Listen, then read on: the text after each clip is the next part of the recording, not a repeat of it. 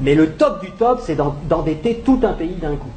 Et là, il y a des spécialistes de ça, il y a le Fonds monétaire international, il y a la Banque mondiale, il y a l'OMC, qui ont des individus, des équipes particulières qui vont dans les pays pauvres, en général où on peut trouver des ressources qui sont utiles aux pays riches, des ressources minières, des ressources géologiques, des ressources énergétiques, du pétrole, etc.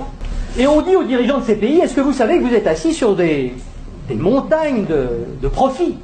Mais comment vous allez faire pour les tirer du sol, pour les extraire? Vous n'avez pas d'usine, vous n'avez pas de route, vous n'avez pas d'ouvriers, vous n'avez pas de savoir-faire, vous n'avez rien.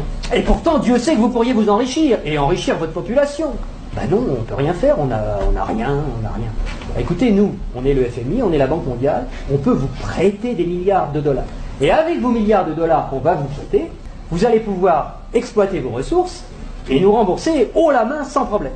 Mais il y a une petite clause dans le contrat de prêt, et de toute façon vous ne pouvez pas y couper, c'est que vous allez avoir besoin de routes, vous allez avoir besoin d'un port pour que les pétroliers puissent aborder, vous allez avoir besoin d'un pipeline pour aller des puits de pétrole au port, vous allez avoir besoin de soldats pour protéger le pipeline des terroristes, donc on amènera aussi quelques soldats, et vous allez avoir besoin de beaucoup d'argent pour financer tout ça, et à qui vous allez acheter tout ça?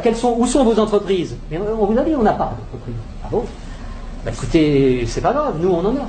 En Occident, beaucoup, on en a plein. On a Halliburton qui fabrique des usines, on a Areva qui a besoin d'uranium, on a Bouygues qui fabrique des autoroutes, des ports, tout ce que vous voulez, on va vous faire ça aux petits oignons, pas de problème. Et c'est comme ça que ça marche. On vous prête 15 milliards, sous réserve que vous fassiez travailler nos entreprises, et de toute façon vous ne pouvez pas faire autrement. Donc regardez bien ce que ça fait au point de vue monétaire. Il y a 15 milliards qui sont créés par le Fonds monétaire international et la Banque mondiale. Le Fonds monétaire international, c'est un organisme qui récupère quelques dépôts de la plupart des pays de la planète, qui servent de garantie pour faire des crédits, des prêts aux pays sous-développés. Donc, il y a 15 milliards qui partent de la Banque mondiale et qui vont sur les comptes du pays sous-développé. Et aussitôt, ces 15 milliards-là qui sont dans le pays pauvre, ils retournent dans le pays riche pour aller payer des entreprises occidentales qui vont dans le pays pauvre faire du boulot, construire des trucs. Donc, ce qui est génial, c'est que les 15 milliards qui sont partis des pays occidentaux, qui sont allés dans le pays pauvre, il y a des services qui sont exportés par les pays occidentaux envers les pays pauvres, et l'argent, qu'est-ce qu'il fait? Il revient dans les pays riches, les 15 milliards, ils reviennent. Bon. Et donc les 15 milliards, c'est comme si on avait eu une belle-sœur qui avait emprunté 15 milliards et qui nous les distribue, puisque les ouvriers des entreprises des pays occidentaux, les actionnaires des entreprises des pays occidentaux, ils vont avoir plus d'argent grâce à ces 15 milliards qui reviennent. Donc ils vont les dépenser dans l'économie, ça nous fait des transactions nouvelles, de l'emploi nouveau, qui va ruisseler dans notre économie. Mais c'est pas tout à fait comme si c'était des belles-sœurs qui les avaient empruntées, parce que les belles-sœurs, il aurait fallu qu'elles rendent les intérêts, et donc qu'elles reprennent leur argent et qu'elles en reprennent le double, et que nous, on ait des nouveaux emprunteurs qui arrivent pour payer les intérêts des nouvelles belles-sœurs. Là, non. C'est qui la belle-sœur qui paye les intérêts? C'est les pauvres. C'est les pays sous-développés. Et donc on a été leur construire des trucs qui vont nous permettre d'exploiter leurs richesses.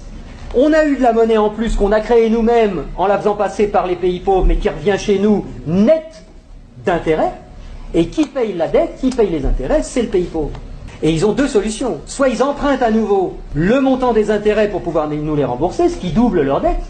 C'est pour ça que des fois vous entendez des présidents de pays sous-développés qui disent « Mais c'est pas possible, on l'a déjà payé 15 fois la dette, comment ça se fait qu'il faut qu'on paye encore ?»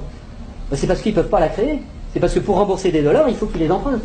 Puisqu'il n'y a que nous, les Occidentaux, qui peuvent créer des dollars pour les endetter. Et donc, soit ils empruntent pour continuer à payer leurs intérêts, soit ils vendent leurs ressources pour presque rien.